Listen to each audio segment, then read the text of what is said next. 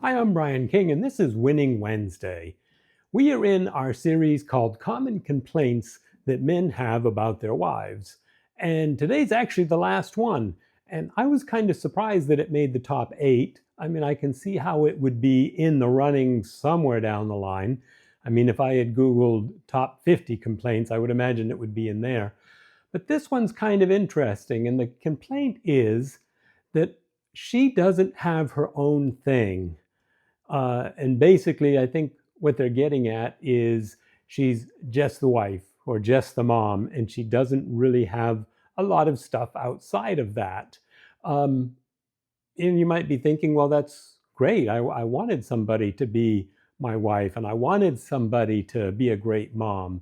Uh, I think the problem comes in when that's all they are, because they've basically sacrificed everything else to be your wife or to raise your kids. And unfortunately, that can become a complaint when it brings tension and boredom or even resentment into the relationship. If she doesn't have other things going on that she's interested in, uh, could be problems. Um,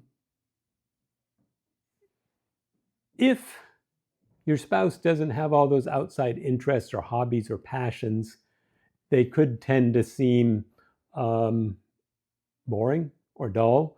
Or maybe, if they've been with kids all day and they've only been talking to kids, they may be, there's a term they used to call it was prattled. Your wife's been prattled. She can't talk to adults because she's been dealing with kids all day, and she desperately needs to talk to adults, but she doesn't have that in her life. And that can make it so that it's hard to interact with her because she's been dealing with 2-year-olds or 5-year-olds or whatever all day. That can be a problem too. All of these are easily repairable, which is good. Like I said, I'm surprised this actually made the top 8. Um, so sometimes, like when life gets really busy with the kids and the careers, the responsibilities take over, and she's probably poured everything into the family and forgotten about the things that she maybe once loved to do, or maybe there's things she didn't even know she wanted to do that you need to kind of awaken in her. Now, I think maybe it's more common if you get married young. If you get married like right out of high school or in your early 20s, you yourself may not even know what you want to be when you grow up. Uh, and Coming right out of high school or early college, if you were heavily into team sports, that just suddenly ends, and there's really no outlet for that anymore. And you've got to transition that love for physical fitness and activity into something uh, that is sustainable for a long term. You've got to take up, tennis or golf or something that doesn't require you to get together on a regular basis and practice and put all the effort into it, like football or baseball or anything like that. And it's the same for women's sports. Um, it's a huge change. Uh, and that can be a huge transition time. Um, so if you've made that transition, if you're, just starting young, I mean, Ann and I were both 26 when we got married, and we often joke and say it's a good thing we didn't meet when we were younger because we may not have liked each other, because we did a lot of growing up in those years from our teens to our early 20s. And she had a lot of interest. We've both had huge changes in our careers. Um, I've had like 3 or 4 different careers. They're all kind of related, but they're very different. Over our 38 years of marriage, she, when we first met, she was working at a bank and processing mortgages and working in a very busy office. And then she left that to open a daycare. And then she stayed home and raised our kids. And then she got back into a whole different career. And she basically reinvented herself as time went by. And in the process, she picked up all kinds of new hobbies and interests. And I had some part in that. But I think it is important that you support her. And I think that's probably the main thing I did was I just supported her in what she wanted to do with the career changes and with her interests and hobbies. And I made sure she had all the stuff she needed for that. Um, that's the main thing you can do is just encourage her to try new things. If you're in that position, we never really got to the position where, we were bored with each other or anything because there was always something going on, especially when the kids were little. There was always stuff to do. We never had that issue.